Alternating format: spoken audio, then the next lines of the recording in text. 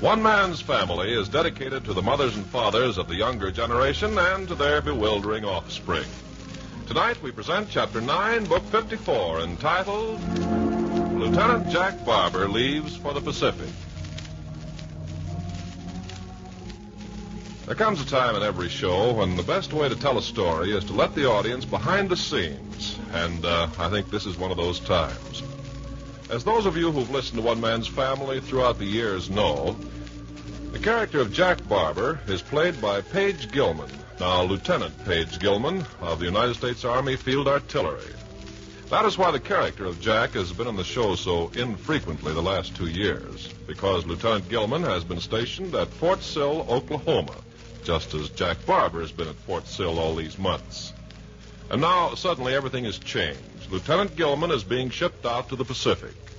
He's home on leave this week, and that makes it possible for us to have the character of Jack home with the family one more time before he takes up his military duties on the other side of the world.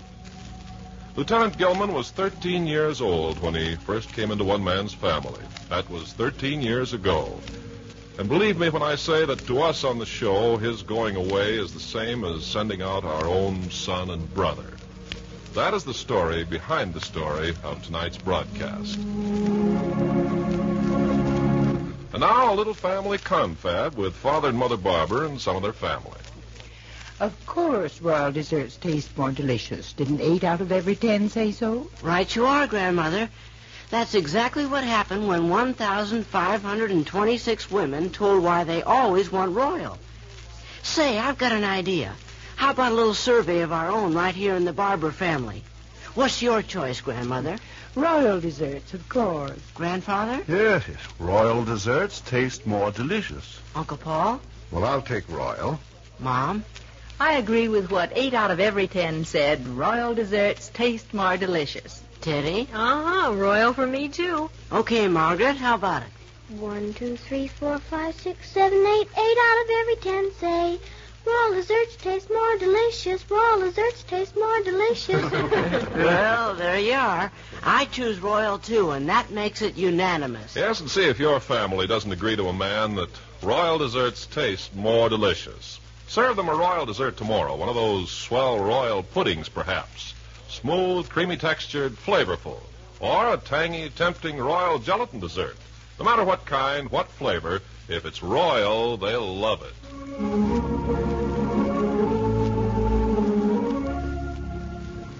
When Lieutenant Jack Barbour suddenly dropped in on his family night before last and said he was headed for active duty in the Pacific and that he had just 48 hours leave, his family closed in about him like the arms of a mother about a small child.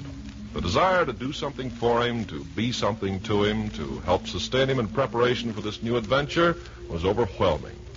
But as the hours went by and they found him relaxed, cheerful, and confident, then everyone else began to relax and the household was back to normal again. And now it's time for him to go. Almost time. An Army Jeep is to pick him up in front of the house at 4:30. It's 4:10 now. In the last 20 minutes at home, he's trying to have a little private conversation with each member of his family. Just at the moment, he's up in his mother's sewing room with her. Oh, it's too bad Cliff and Irene couldn't get down from the Sky Ranch today. Skippy's got the influenza. Oh, sure. I said goodbye to them last night when they were here. It's okay. Where's Betty? She's in the nursery prettying up the 3 daughters. She says she wants the last glimpse of my family to be something extra special. Betty's a good wife, Jack. Yeah. A devoted wife and a good daughter-in-law. It's working out all right having her and the children here with you and Dad. It would be a very lonesome house without her. I'm glad you feel that way.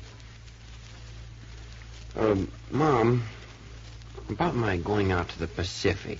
Yes, Jack? What's that you're doing? Just a little needlework. What you used to call fancy work? Yes.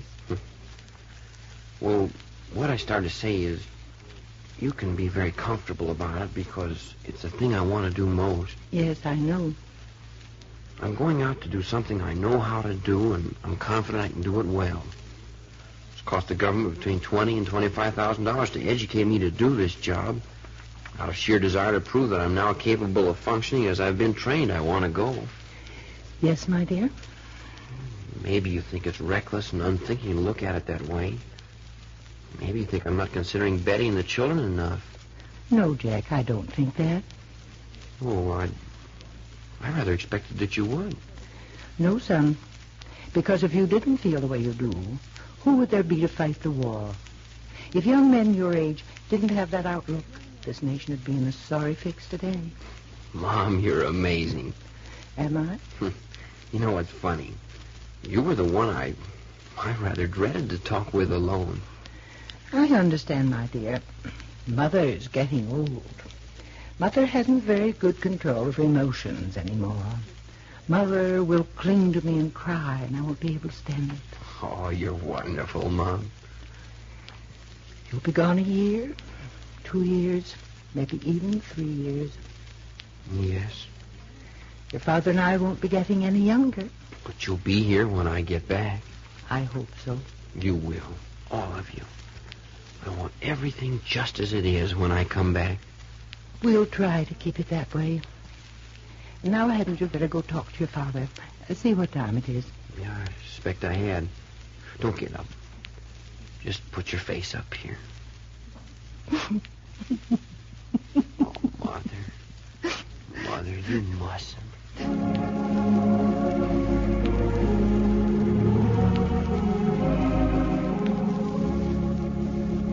Oh, there you are. Hello, Hazel. I was just coming upstairs to find you. Where's Mother? She went to her room. You said goodbye to her? Yeah. Here, let's sit down here on the steps for a minute. Have you time? Sure. I was going down to see Dad in the library, but I'd rather talk to you first. Sit down. A little confidential chat on the stair landing, huh? Yeah. You know, Hazel, it's queer, but it seems like I want to talk about some different phase of my life with each member of the family. What comes into my mind now isn't anything like what I said to Mom. Yes, I understand that. I keep thinking of when I was a kid sitting here with you. I remember how I used to get in your hair and Claudia's whenever you had boys around. I must have been obnoxious as all get out. Well, you had your moments, I'll give you that. I remember how you married Bill Herbert and how Nicky Lacey followed Claudia back here from England and how Dad disliked him at first. Oh, but he got to like Nicky. Among his favorite people. Sure. And those wonderful summers up at the Sky Ranch. You're all going up again this summer, aren't you? It looks like it. Yeah. You think where I'll be. Yes, I am. China, India, Burma, Manchuria. Who knows? We'll be thinking a great deal about you all the months you're away. Mm-hmm. What do you think I'll be doing? Jack, Yeah? you'll keep the letters coming, won't you? Hey, now, I've done pretty good at Fort Sill. Yes, but this is going to be different. Keep them coming twice a week, especially for Betty and Mother. Yeah, but I'll have to remember the mail facilities out there. Oh, yes, but you do your part and we'll do ours. It's a deal. Jack, do you remember the time you rented a set of full tails about 10 times too big for you and went to pay a call on your heart's desire? Oh, boy, I was 13. And she slammed the door in your face.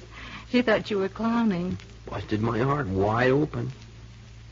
Hey, you know something? What? Put things like that in your letters. They help.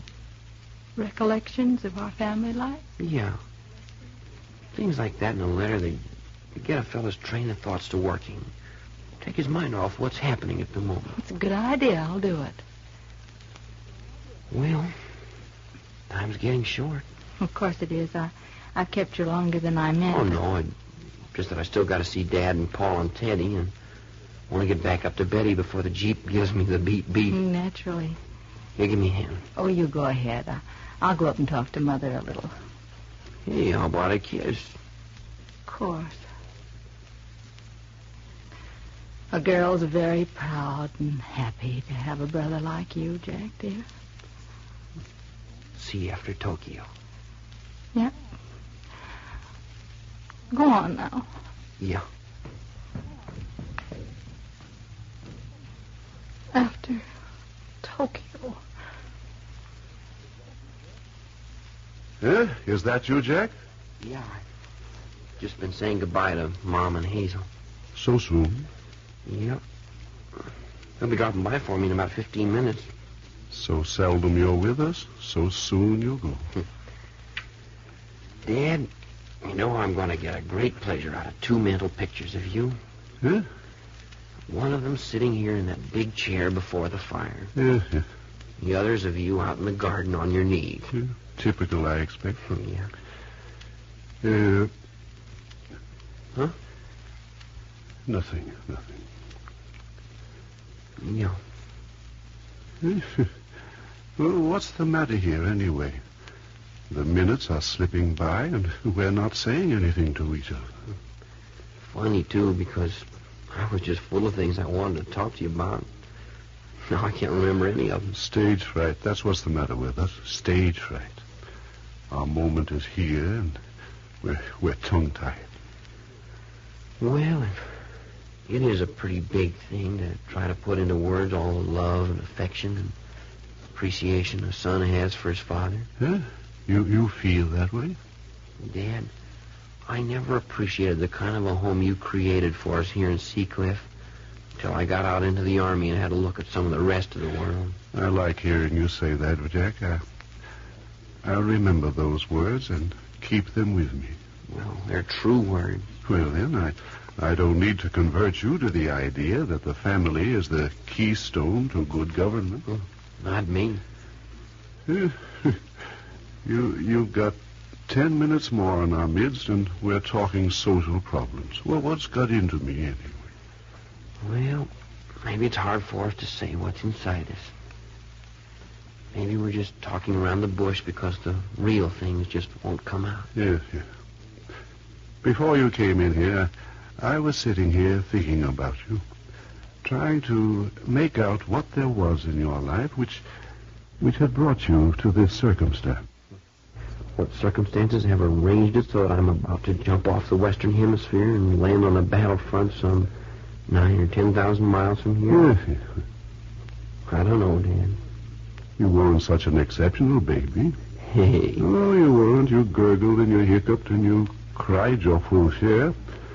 I'm sure there wasn't anything in your infancy which pointed out that you were to become a lieutenant in the field artillery. I wouldn't know.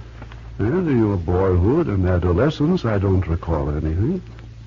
Oh, yes, the policeman on the block brought you home by the ear a couple of times for pranks, but he did the same to the other boys. There was nothing in the little boy who said his prayers or the adolescent who suffered so much from calf love to indicate that you were going to grow into a man of war. In fact, if any boy was taught peace at any price, it was me. When Paul came back from the last war with a bad leg and shell shock, the very word war was taboo in this house. Yes, and I'm sure there was nothing in your study of law at Stanford, nor in your marriage and production of 3 daughters, which points you out as a belligerent fellow. Well, it just goes to show, Dad.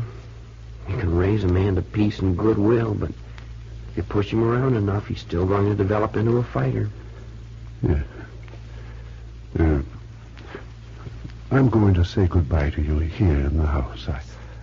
I don't want to see you drive away. Yeah, nobody's going out. I just can't bear to see people get into automobiles and drive out of my life. Something tears loose inside of me every time it happens. Yeah, I know. Well, I think I'll get up. Oh, I see Margaret outside.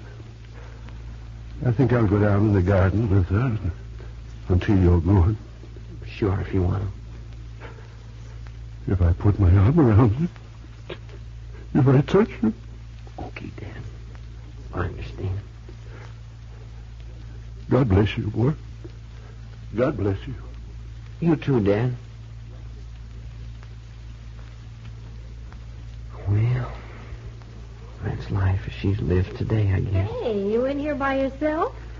Oh, no, Teddy. I thought you were here with Father Barbour. Oh, he just said goodbye. He's gone down into the garden. Oh. I was going to tiptoe by and not bother, and then I saw you standing here alone. You know something, Teddy? What? You've got to be one of the best doggone-looking girls I know. Oh. You think I'm kidding? I mean it. I'll bet you're number one priority with the boys in the hospital, even in white stockings. So the Army's giving you a way with the girls, is that it? I've always had a way with the one girl I care about. Betty? Who else? She said she wasn't going outside to see you leave. No, I'm going to say goodbye to her upstairs in her room. That's the easiest and the best. Saving her for last. Naturally. Well, Teddy, what do you ever hear of Wayne Grubb and Tracy Baker? Well, we knew that Tracy was flying a P-38 and was shot down in the African campaign. He was in the hospital for a little, and then he went to flying a bomber over Germany. Not a scratch, huh? Mm-mm. And the last letter said he was being transferred to the Pacific Theater. Tracy turned out to be quite a lad. Is he still in love with you? Oh, we write regularly, but they aren't those kind of letters. And Wayne Grubb? Wayne's kind of gone out of my life. Oh, I hear maybe once every 3 months. He's in supply. The last letter said he might get to Manila. I know I'd see him over there. Uh-huh. Why do you say it like that? I don't know. I was just thinking. I suppose they wouldn't be taking you if they didn't need you. I doubt it. Why? I guess I keep thinking of things from a nurse's point of view. Oh, yeah.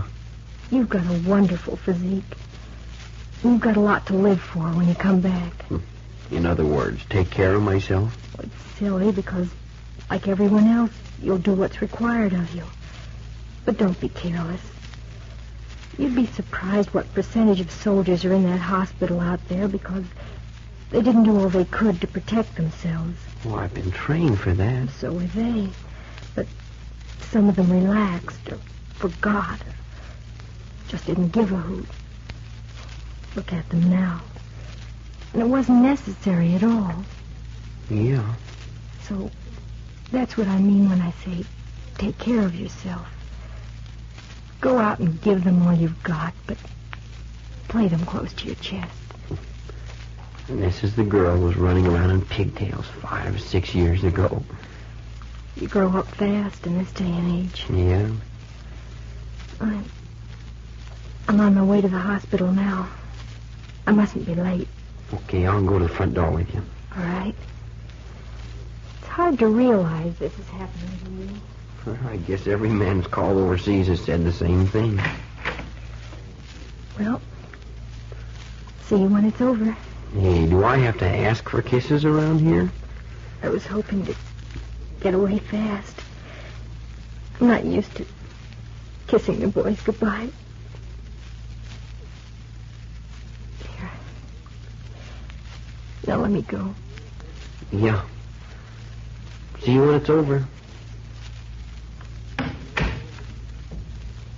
Yeah. See you when it's over. Oh, Jack. Oh, hello, Paul. I thought you were probably up in your studio. No, I've been waiting for you in the living room. You know, this is the queerest experience of all of it. Trying to square accounts with everyone before I have to go. You having much success? No. I thought so. I don't know what's the matter. I don't seem to be able to say anything important. Everything's trivial. So much that ought to be said. So much I'd like Mom and Dad and all of you to know before I go. And I haven't said any of it. Of course. You really aren't surprised? How can a man put into words what he feels towards those who created him and molded him and watched over him?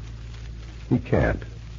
Any more than the human creature can express himself eloquently to his God. What do people do when they want to thank their God or beseech his help? They sing homely, conventional hymns. They say simple, oft-repeated prayers. They get down on their knees and bow their heads in simple supplication. They give money to charity.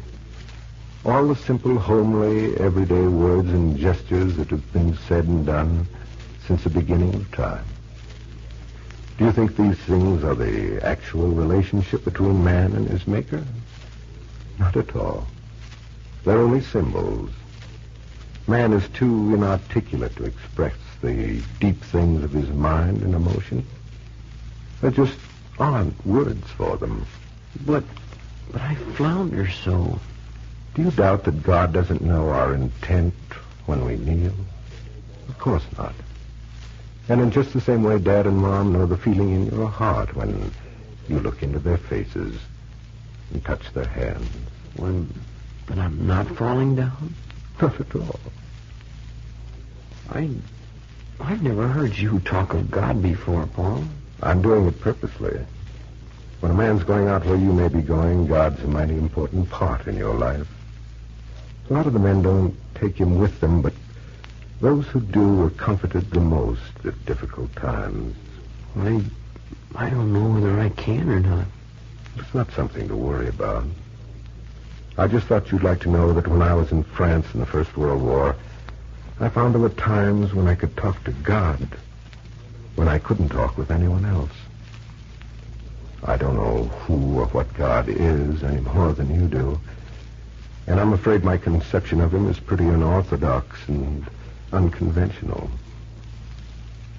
I can't go with you where you're going, and I just thought I'd like to give you something to think about if you ever get in a tight place. Yeah. Thanks. One other thing. Don't worry about Betty and the children. They'll get attention from all of us. Oh, I know that. There's something else, though. Well, let's have it. It's about myself. Oh? Paul, you went through the last war. You must have some way of measuring a man. Well, do you think I can take care of the job ahead of me? You'll have to find that answer inside yourself when the time comes. It's not something you can help me with? I will say this, that I've never known a good soldier yet who wasn't more afraid of being afraid than he was of actual combat. Yeah. Yeah, we've talked about that a lot. I mean, bull sessions, and it's even had some official recognition, but I have a queer kind of sensation of being inadequate. Wondering if my superior officers know my weaknesses. Afraid I'll be asked to do the one thing I won't be able to do. What one thing? I don't know. I'm sure there's something. You've got a large, oversized dose of stage fright. And Dad said he and I had stage fright was the reason we couldn't talk to each other. It's because you're still 10,000 miles from action. Once you get your feet on the ground and begin going through all the routine you've acquainted yourself with in training camps and all, why, that doubt and wonder will slip away. You know, Paul, it just came to me. It's pretty doggone interesting, isn't it? A soldier of 1918 talking to a soldier of 1945, and us being brothers. The old and the new, huh? Oh, by the way, it's 25 after 4. Oh, hey. It's only going to give you 5 minutes with Betty. Well, we decided we didn't want too long and just make it harder. That's why I saved Betty for last, so I could run down and get in the Jeep and be gone the minute it arrived. Oh, excuse me now? If you're going to dash out that fast, I'd better say goodbye now. Yeah, I wish you would. No last-minute stuff. Well, try to remember some of the things I've tried to say to you. And remember there's safety and security waiting for you when you come back to us. And above all, don't worry about Betty. Thank you, Paul. Well, goodbye. Bye, Paul. Well, go on. Go on. Betty's waiting. Yeah, you bet. See you when it's all over.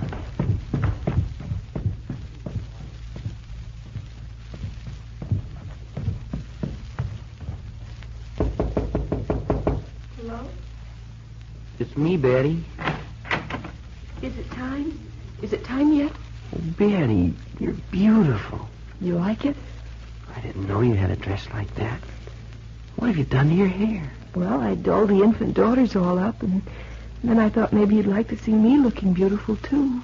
Just a minute while I close the door.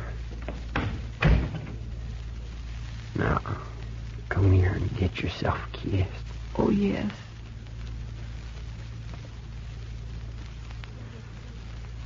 There. It's almost time now, isn't it? Almost. Have you said goodbye to everyone else? Yeah. Saved you for dessert. I'm afraid your daughters are all asleep. Here they are over here. Maybe it's better that way. Maybe I should wake Elizabeth, Sharon Ann anyway. Oh, no, don't. All washed and combed and curled. But darling. You know something, Ben? What? We're a pretty lucky couple. Oh, yes. Just shot full of luck, us Jack Barbers. Jack, we shouldn't brag about it. Why not?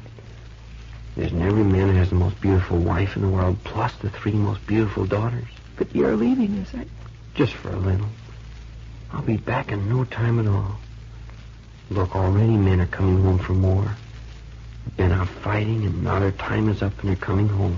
I wish you were coming home instead of just going out. But think of the interesting letters I'm going to send you from all the interesting places.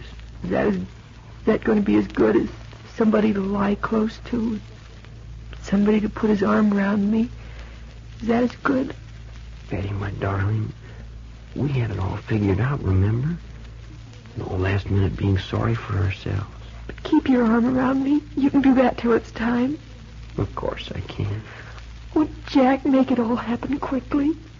Make it so that you can come back for always, and I can feel complete and whole again.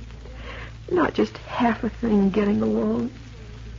As quickly as I can, Betty. And then we'll live like a real American family should live again. I'll cook your breakfast in the morning, and you'll read the paper and go down to your law office, and I'll have the whole day to teach our children our way of life and have the house ready for your homecoming. And after dinner, we can be alone to plan our plans or go over to Mother and Father Barbour's or go to a show. Everything will be so safe and sure and wonderful again. It will, won't it? Make it happen, Jack. Make it come true. That's my going away promise to you. It is? To come back and fit into our way of life. That's my promise. Oh, yes. Jack, Yes, Hazel? the Jeep's down in front. Oh, no. Thank you. Oh, no, Jack. Betty, you mustn't hang on to me. You mustn't make it so hard. Not this time, Jack. Don't go this time. Darling, they're waiting. Let me go quickly the way I wanted to. That's it. Goodbye, darling.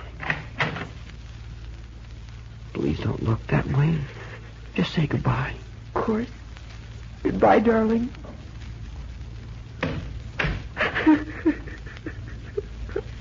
I wish I'd been braver. I wish I'd been braver.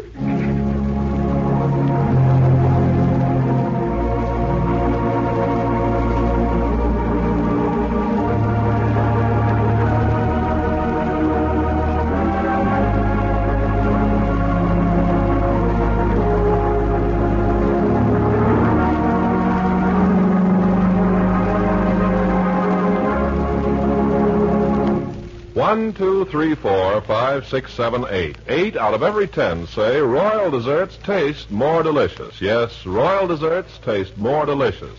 Yes, ma'am, when 1,526 Royal desserts users told why they want Royal every time, 8 out of every 10 said Royal desserts taste more delicious.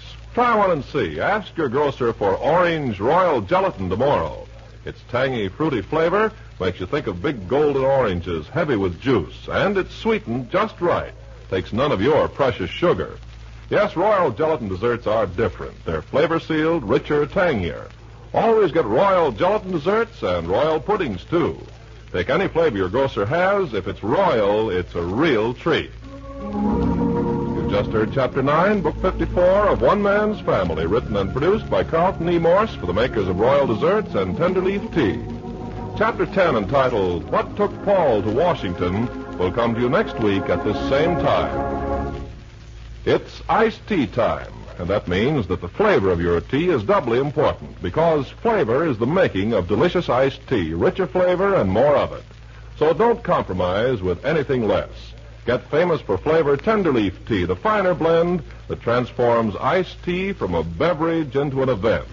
Every glass, every sip is a testimonial to your judgment in making this flavor choice, a summer-long tribute to your taste, a daily source of gratification. Because the melting ice dilutes the tea, of course, and there's only one way to combat it. That is to have plenty of flavor to begin with. Plenty of the kind of flavor that brings Tenderleaf tea its fame. Stock up for warm weather. Put in a supply. Make this year's iced tea season the best one so far, with more refreshing, more satisfying Tenderleaf iced tea with meals and between. Ask your grocer for Tenderleaf brand tea, the 4-ounce size. One Man's Family comes to you from California. This is the Blue Network of the American Broadcasting Company.